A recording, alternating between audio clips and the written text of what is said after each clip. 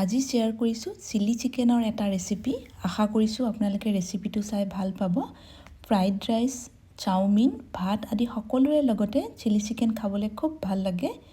এতিয়া আহক আমি দেৰি নকৰি ৰেচিপিটোৰ ফালে আগবাঢ়োঁ। এয়া মই আধা কেজি boneless চিকেন খুব ভালদৰে ধুই চিকেনখিনি মই সৰু সৰু পিছতে কাটি লৈছোঁ। চিলি চিকেনৰ কাৰণে পিচখিনি অলপ সৰু সৰু হয়, মানে মিডিয়াম সাইজত কাটিলে ভাল হয়। এতিয়া চিকেনখিনি আমি মেৰিনেট কৰি ল'ম। খুন্দি থোৱা আদা নহৰু দিলোঁ, প্ৰায় 2 চামুচমান দিছোঁ। আধা চামুচ ইয়াতে জালুকৰ গুড়ি, সোৱাদ মতে নিমখ দিছোঁ। ইয়াতে এতিয়া মই প্ৰায় 1 চামুচমান চয়া চচ ব্যৱহাৰ কৰিছোঁ। ডাৰ্ক আৰু লাইট দুইটা টাইপৰ চয়া চচ আহে, যিটো আপোনালোকৰ ওচৰত আছে সেইবিধ দিলেই হ'ব। আৰু লগতে এয়া হোৱাইট ভিনেগাৰ দিছোঁ, সৰু চামুচেৰে 1 চামুচ ভিনেগাৰ দিলোঁ। এতিয়া গোটেইখিনি প্ৰথমতে ভালদৰে সানি লৈছোঁ। ভালদৰে সানি লোৱাৰ পিছত ইয়াতে এতিয়া মই এয়া কৰ্ণফ্লাৱাৰ দিছোঁ আৰু লগতে ময়দাও দিছোঁ। ইয়াতে মই কৰ্ণফ্লাৱাৰ আৰু ময়দা দুইটাই ব্যৱহাৰ কৰিছোঁ, তেতিয়া বাইণ্ডিঙৰ কাৰণে খুব ভাল হয়। আপোনালোকে কৰ্ণফ্লাৱাৰ সলনি ইয়াত পিঠাগুড়ি দিব পাৰে আৰু অকল ময়দাও দিব পাৰে। এতিয়া ইয়াতে মই 1 চামুচ ৰেড চিলি পাউডাৰ আৰু এটা ডিম লগতে ভাঙি দিলোঁ। 1 চামুচ ৰিফাইন তেল দি গোটেইখিনি খুব ভালদৰে সানি লৈছোঁ। চিলি চিকেনৰ কাৰণে এই কোটিং পাৰ্টটোৱে খুব ইম্পৰ্টেণ্ট, মানে খুব ভালদৰে গোটেইখিনি সানি মেৰিনেট কৰি এইখিনি প্ৰায় আধা ঘণ্টাৰ কাৰণে মই এনেকৈ ইয়াতে ৰাখি দিছোঁ। আপোনালোকে যদি ইচ্ছা কৰে ফ্ৰিজতো ৰাখিব পাৰে, কিন্তু ফ্ৰিজত ৰখাৰ পিছত ফ্ৰাই কৰাৰ আগতে চিকেনখিনি আকৌ নৰ্মেল টেম্পাৰেচাৰত থাকিব লাগিব। চিলি চিকেনৰ কাৰণে চচখিনি অলপ বেছিকৈ ব্যৱহাৰ হয়। ইয়াতে মই ডাঙৰ চামুচেৰে 2 চামুচ দিছোঁ টমেটো চচ। এতিয়া 1 চামুচ ইয়াতে ৰেড চিলি চচ দিব পাৰে। মই ৰেড চিলি চচ দিয়া নাই, তাৰ সলনি মই যিটো schwzwan চাটনি আহে সেই schwzwan চাটনিটো ব্যৱহাৰ কৰিছোঁ। যথেষ্ট জ্বলা হয়, গতিকে 1 চামুচেই দিছোঁ। ইয়াতে আধা কাপ পানী দি গোটেইখিনি খুব ভালদৰে মিক্স কৰি ল'লোঁ। যিহেতু চিলি চিকেনখিনি আজি মই গ্ৰেভিৰ ফৰ্মত বনাম, গতিকে মই চচখিনিত অলপমান পানী মিক্স কৰি লৈছোঁ। যদি আপোনালোকে ড্ৰাইকৈ বনায় তেতিয়া তাতে আৰু পানী মিক্স কৰিব নালাগে। চিকেনখিনি ফ্ৰাই কৰিবৰ কাৰণে তেলখিনি আমি খুব ভালদৰে গৰম কৰি ল'ব লাগিব।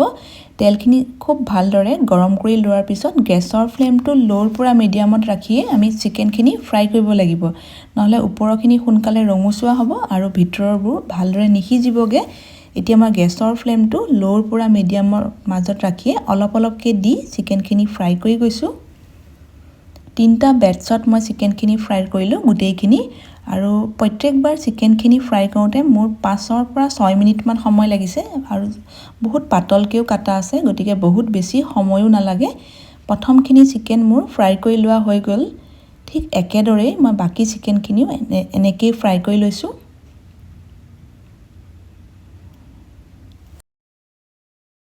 চিলি চিকেনৰ কাৰণে চিকেনখিনি ফ্ৰাই কৰোঁতে অকণমান তেলৰ পৰিমাণটো বেছিকৈ দিব লাগে, তেতিয়াহে চিকেনৰ পিচখিনি খুব ক্ৰিস্পি বা মচমচীয়া হয়।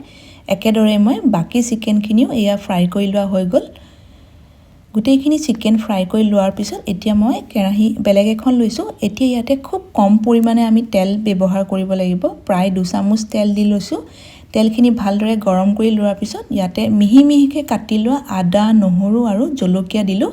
এইখিনি ভাজি ৰঙচুৱা কৰা নাই, মাত্ৰ 1 মিনিটমান সময়ৰ কাৰণেহে ভাজি লোৱাৰ পিছত ইয়াতে সৰু সৰুকৈ কাটি লোৱা পিঁয়াজৰ পাত আৰু অকণমান পিঁয়াজ দি সেইখিনিও খুব ভালদৰে মিক্স কৰি ল'লোঁ। এতিয়া ইয়াতে আপোনালোকে নিজৰ পচন্দমতে কেপচিকাম দিব পাৰে। মই ইয়াতে ৰঙা আৰু সেউজীয়া দুইবিধ কেপচিকামেই দিছোঁ। এটা পিঁয়াজ অলপ ডাঙৰ ডাঙৰকৈ কাটি লৈ পিঁয়াজটো ইয়াতে দি দিলোঁ। গোটেইখিনি খুব ভালদৰে আকৌ 1 মিনিটমান সময়ৰ কাৰণেহে ভাজি লৈছোঁ।